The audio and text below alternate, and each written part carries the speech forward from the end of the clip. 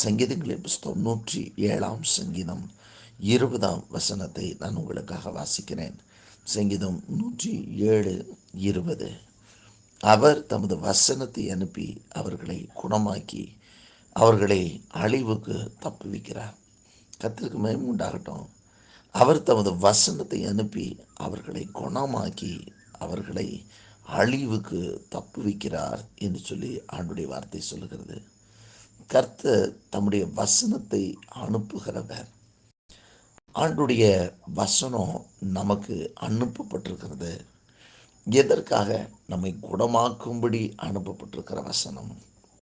தேவ வசனத்தில் ஜீவன் இருக்கிறது. தேவ வசனத்தில் ஆவி இருக்கிறது.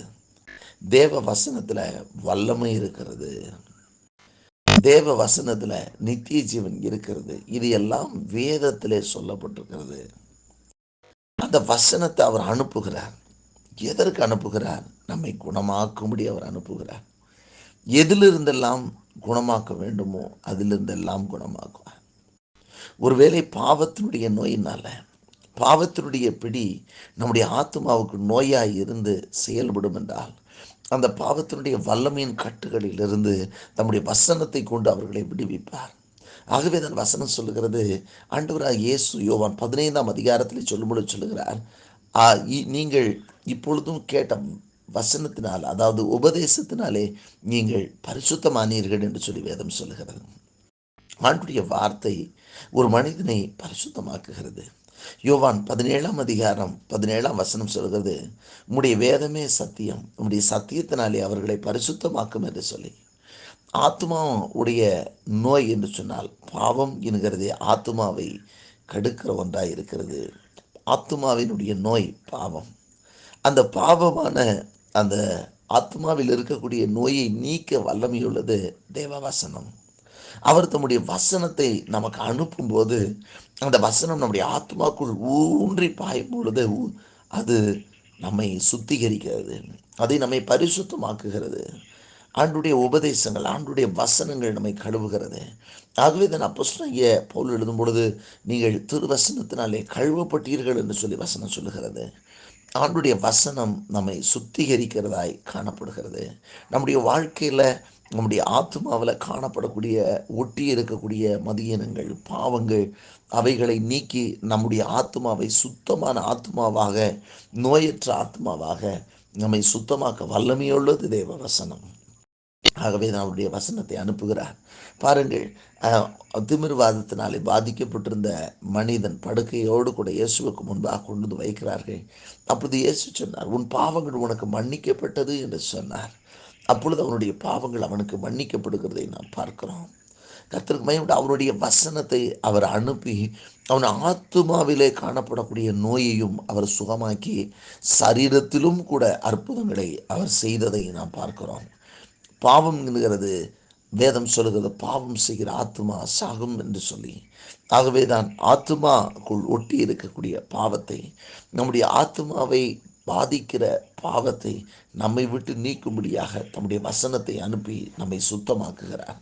தேவ வசனம் அது படிக்க படிக்க, அது கேட்க கேட்க, அது நமக்கு அனுப்பப்படும் போது அது நமக்குள் அது ஏற்றுக்கொள்ள நம்முடைய ஆத்மாவிலே சுத்தம் உண்டாகும்.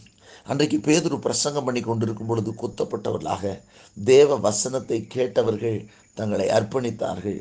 அன்றைக்கு ரட்சிக்கப்பட்டவருடைய தொகை ஏறக்குறைய 3000 பேர் என்று சொல்லி வசனம் சொல்கிறது.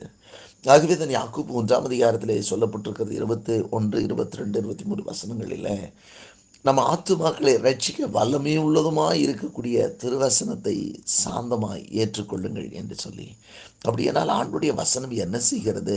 நம்முடைய ஆத்துமாவை ரட்சிக்க வல்லமை உள்ளதாக இருக்கிறது ஆண்டுடைய வசனம். ஆகவே தான் ஆண்டவர் என்ன செய்கிறார்? அவர் தமது வசனத்தை அனுப்புகிறார், வார்த்தையை அனுப்புகிறார். அது பனியை போல நம்முடைய ஆத்மாவில் மேல் இறங்குகிறது, நம்முடைய ஆவிலே இறங்குகிறது. அப்பொழுது நாம் பாவ உணர்வடைந்து, நாம் செய்த பாவங்களை உணர்ந்து மனம் திரும்பி தேவ சமூகத்திலே சேர்வதற்கு அது நமக்கு வழிபிறக்க செய்கிறது.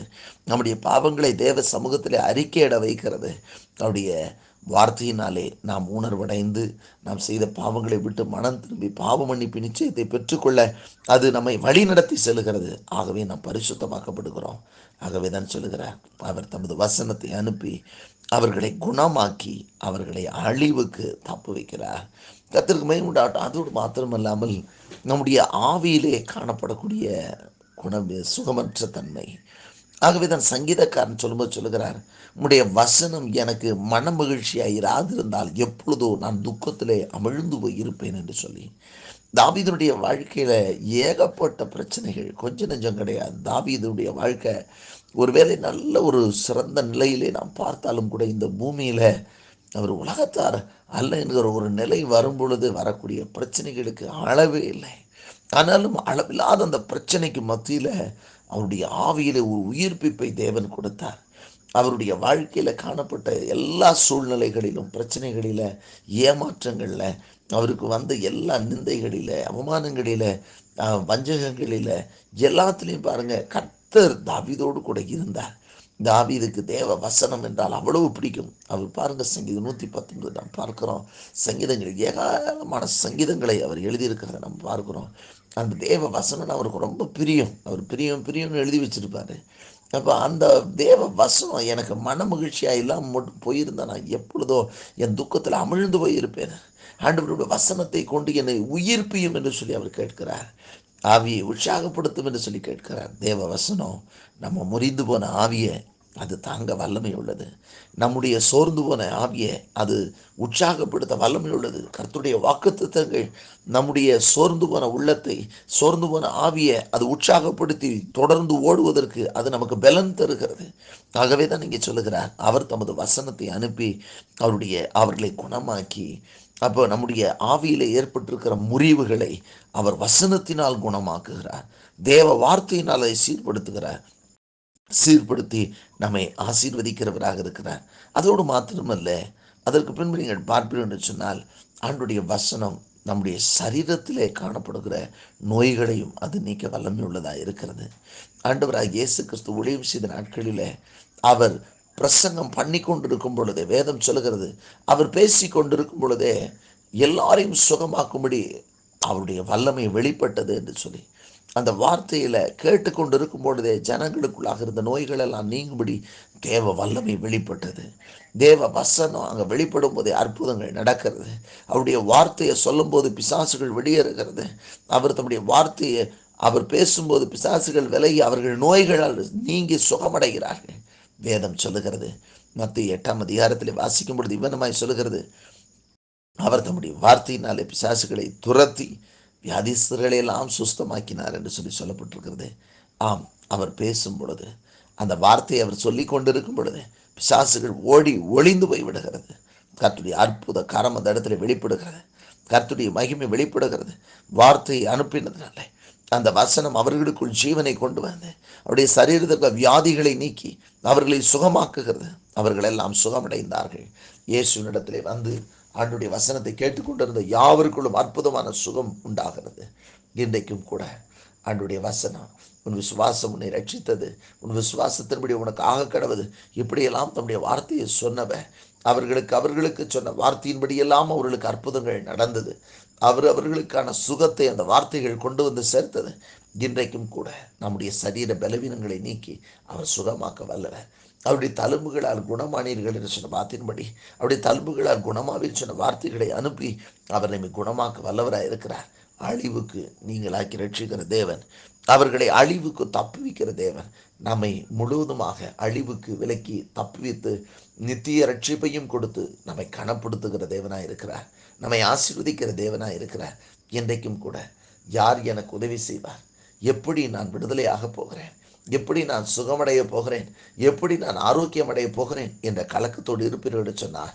கர்த்தர் தம்முடைய வசனத்தை இன்றைக்கு அனுப்பி உங்களுடைய எல்லைகளிலே ஆத்மாவிலே காணப்படக்கூடிய பாவங்களை சுட்டி காட்டி பாவத்தை விளக்கக்கூடிய வார்த்தைகளை சொல்லி உங்களை சுகமாக்க வல்லவர்.